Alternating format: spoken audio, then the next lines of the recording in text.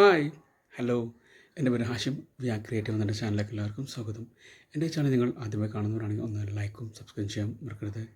ഞാൻ ഇവിടെ വന്നിരിക്കുന്നത് തുടരും എന്ന മൂവിയുടെ റിവ്യൂ ആയിട്ടാണ്. ലാലേട്ടൻ എന്ന ആക്ടറുടെ കംബാക്ക് മൂവി എന്നാണ് വിശേഷിപ്പിക്കാം ഈ മൂവിയെക്കുറിച്ച്. കാരണം എനിക്ക് ഒരുപാട് വർക്കായിട്ടുണ്ടായിരുന്നു മൂവി തിയേറ്ററിൽ.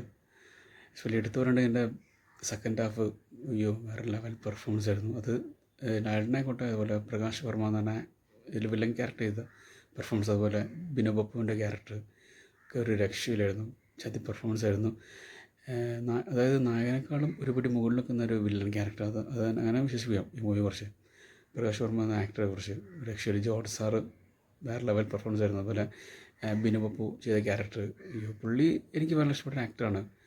പുള്ളി പെർഫോമൻസിന് പറയേണ്ട ആവശ്യം, പുള്ളി കോമഡിയും വില്ലനൊക്കെ എല്ലാ പക്ഷം പുള്ളി ചെയ്യാറുണ്ട്. ഇതിലും നൈസായിട്ട് ചെയ്തിട്ടുണ്ട് പെർഫോമൻസ്.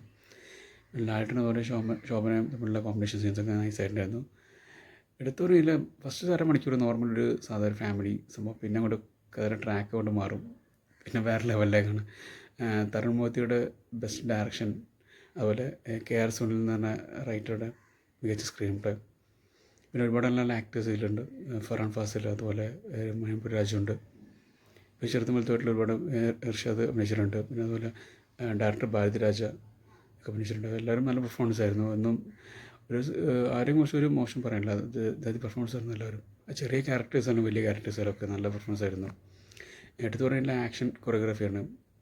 സ്റ്റണ്ട് ശിവയാണ് ചെയ്തിരിക്കുന്നത്. ഒരു രക്ഷയിലായിരുന്നു. എന്നൊക്കെ പറയുന്ന സ്റ്റണ്ട് ശിവ പറയുമ്പം ലാലേട്ടൻ്റെ തന്നെ ലൂസിഫറിലൊക്കെ, അതുപോലെ എമ്പുരാനൊക്കെ ഫൈറ്റ് കൊറിയോഗ്രാഫി ചെയ്ത ആളാണ് പുള്ളിയാണ്. അതുപോലെ ഒപ്പത്തിലൊക്കെ ഫൈറ്റ് കൊറിയോഗ്രാഫി ചെയ്ത ആളാണ് സ്റ്റണ്ട് ശിവ. ഇതിൽ എടുത്തു പറയേണ്ട ഫൈറ്റ് എനിക്ക് ഏറ്റവും കൂടുതൽ ഇഷ്ടപ്പെട്ടത് പോലീസ് സ്റ്റേഷനിൽ ഒരു ഫൈറ്റ് ഉണ്ട്, അത്.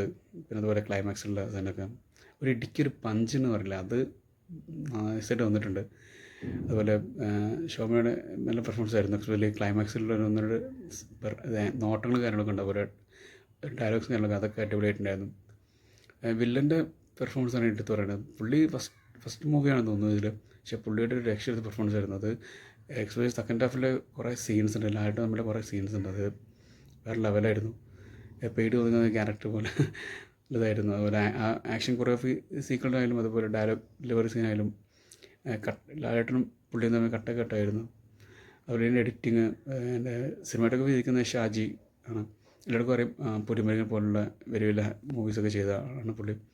പിന്നെ ലാലേട്ടൻ തന്നെ ബാബ കല്യാണി, അതുപോലെ നരനൊക്കെ ചെയ്ത പുള്ളിയാണ്.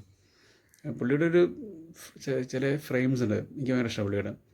ചില എക്സ്പെഷ്യലി ആക്ഷൻ സീക്വൻസ് ചെയ്യുമ്പോൾ പുള്ളി വേറൊരു ലെവലിലാണ് പുള്ളി അത് എക്സിക്യൂട്ട് ചെയ്യാറ്. അതുപോലെ ജെക്സ് ബിജുവിൻ്റെ മ്യൂസിക്, BGM, ഉയ്യോ. ഫസ്റ്റ് ഹാഫിൽ വളരെ ലൈറ്റായിട്ടുള്ള ഒരു BGM, ഫസ്റ്റ് ഹാഫിൽ ചെറിയൊരു 1/4 മണിക്കൂർ വളരെ ലൈറ്റായിട്ടുള്ള സംഭവം അങ്ങനെ പോകും. സെക്കൻഡ് ഹാഫ് അങ്ങോട്ട് ഗിയർ മാറ്റാമെന്ന് അറിയില്ല. അതിനുശേഷം പിന്നെ ഒരു രക്ഷയിലായിരുന്നു. അതിപ്പോൾ എല്ലാവരും ലാലേട്ടൻ്റെ നല്ലൊരു പെർഫോമൻസ് തന്നെ ഓരോ സീക്വൻസിലും. അപ്പോൾ ഇമോഷണൽ സീനായിക്കോട്ടെ, കോമഡി ആയിക്കോട്ടെ, റൊമാൻറ്റിക് സീനായിക്കോട്ടെ, പാട്ടിലുള്ള സീനായിക്കോട്ടെ, ഒക്കെ വേറെ ലെവൽ സാധനമായിരുന്നു, പെർഫോമൻസ് ആയിരുന്നു. അതായത് എല്ലാവരും പറയുന്ന പോലെ തന്നെ ഇതാണ് നമുക്ക് വേണ്ടതെന്ന് പറഞ്ഞില്ല, അത് ഇതന്നെ സംഭവം. എനിക്കതാണ് തോന്നിയത്. ഇങ്ങനത്തെ വളരെ ലൈറ്റായിട്ടുള്ള മൂവിയാണ് ചെയ്യുന്നത് നല്ലതെന്ന് എനിക്ക് തോന്നുന്നു. സമയത്ത് ഹെവി വലിയ ബഡ്ജറ്റുള്ള മൂവി ചെയ്തേക്കണം നല്ല, ഇതുപോലെ നല്ല ഫാമിലി ഇമോഷണൽ സംഭവങ്ങളൊക്കെ ചെയ്തിട്ടുണ്ടെങ്കിൽ കുറച്ചും കൂടി ഒരു ഇത് കിട്ടും.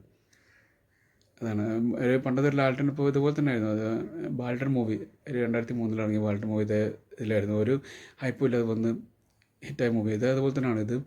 എനിക്കിപ്പോഴും ഓർമ്മയുണ്ട് ഈ മൂവിയുടെ റിലീസിൻ്റെ തലേ ദിവസം വരെ ആർക്കും, എൻ്റെ ഫ്രണ്ട്സിനെ പല ആൾക്കും പറഞ്ഞിട്ടുണ്ട്, ആർക്കും ടിക്കറ്റ് വേണ്ടായിരുന്നു. ഫസ്റ്റ് ഷോ കഴിഞ്ഞപ്പോൾ പടം കത്തി കയറി. പിന്നെ ഇപ്പോൾ എല്ലാവർക്കും അറിയാം, ഇപ്പോഴും ഈ മൂവി ഇപ്പോഴും ഹൗസ്ഫുള്ളാണ്. ഇപ്പോൾ ഞങ്ങൾ കാലിക്കറ്റിലാണ് ചെയ്യാനുള്ളത്. ഇപ്പോൾ ഇവിടെ ഓൾമോസ്റ്റ് എല്ലാ തിയേറ്ററിലും, പ്രത്യേകിച്ച് എസ്പെഷ്യലി വീക്കെൻഡ് ആയാലും ഇപ്പോൾ നോർമൽ ഡേ ആയാലും ഒക്കെ ഹൗസ്ഫുള്ളാണ്. ടിക്കറ്റ് കിട്ടില്ല എന്ന് തന്നെ പറയാം, ലെവലിലാണ്. അപ്പം അതുപോലെ തരുൺ മൂർത്തി ഡയറക്ടർ എനിക്ക് ഒരുപാട് ഇഷ്ടമാണ്. പുള്ളിയുടെ ഫസ്റ്റ് മൂവി ഓപ്പറേഷൻ ചാവ മുതൽ ഞാൻ പുള്ളിയുടെ നോട്ടുന്ന ഡയറക്ടറാണ്. അതുപോലെ സൗദി വെള്ളിക്കായാലും വളരെ ഇമോഷണൽ ഒരുപാട് മൂവിയാണ്. അതുപോലെ തന്നെ ഇതും ഫാമിലി ഇമോഷണൽ ഒരുപാട് പ്രാധാന്യം കൊടുത്തുള്ള മൂവിയാണ്. ഇതിൽ നല്ല ഒരുപാട് നല്ല സീൻസ് ഉണ്ട് ഇതിൽ. ഇപ്പോൾ മോഹൻലാലും മകളും തമ്മിലുള്ള കോമ്പിനേഷൻ സീൻസൊക്കെ അടിപൊളിയായിട്ടുണ്ടായിരുന്നു. അല്ല, ശോഭനയും മോഹൻലാലും തമ്മിലുള്ള കോമ്പിനേഷൻ സീൻസൊക്കെ നൈസായിട്ടുണ്ടായിരുന്നു. പിന്നെ വേറെ കുറേ ക്യാരക്ടേഴ്സിൽ വരുന്ന കുറേ ക്യാമിയോ, ചെറിയ റോളിൽ കുറേ പല ആളുകളിൽ വരുന്നുണ്ട്. അല്ല, ഫർഹാൻ ഫാസിൽ എനിക്ക് ഒരുപാട് ഇഷ്ടപ്പെട്ടൊരു ആക്ടറാണ് പുള്ളി. പക്ഷേ പുള്ളിക്കൊന്നും നല്ല റോൾ കിട്ടുന്നില്ല എന്ന് തന്നെ പറയേണ്ടി വരും. പക്ഷേ പുള്ളിക്ക് ഇതിൽ നല്ല പെർഫോമൻസ് ആയിരുന്നു കേട്ടോ. ചില മൂവീസൊക്കെ ഇവിടെ നല്ല പെർഫോമൻസ് ആണ്. ഇപ്പോൾ ഇതിലായാലും ഇപ്പോൾ ഭീഷ്മപർവ്വത്തിലൊക്കെ നല്ല പെർഫോമൻസ് ആയിരുന്നു. അതുപോലെ വേറെ 1-2 മൂവീസ് ഉണ്ട്. ആസിഫിൻ്റെ കൂടെ ചെയ്ത അണ്ടർവേൾഡ് എന്ന മൂവി ഉണ്ട്, അതിലൊക്കെ നല്ല പെർഫോമൻസ് ആയിരുന്നു പുള്ളി.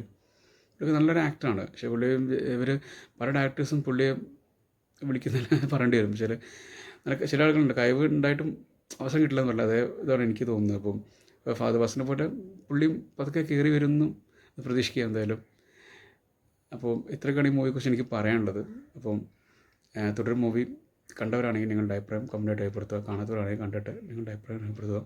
ഈ വീഡിയോ ഇഷ്ടമായാൽ ലൈക്ക് അടിക്കുക, ഇഷ്ടപ്പെട്ടില്ലെങ്കിൽ എന്തായാലും കാരണം എന്നുള്ള കമൻറ്റായിട്ട് രേഖപ്പെടുത്തുക. അപ്പോൾ എല്ലാവർക്കും ശുഭദിനം.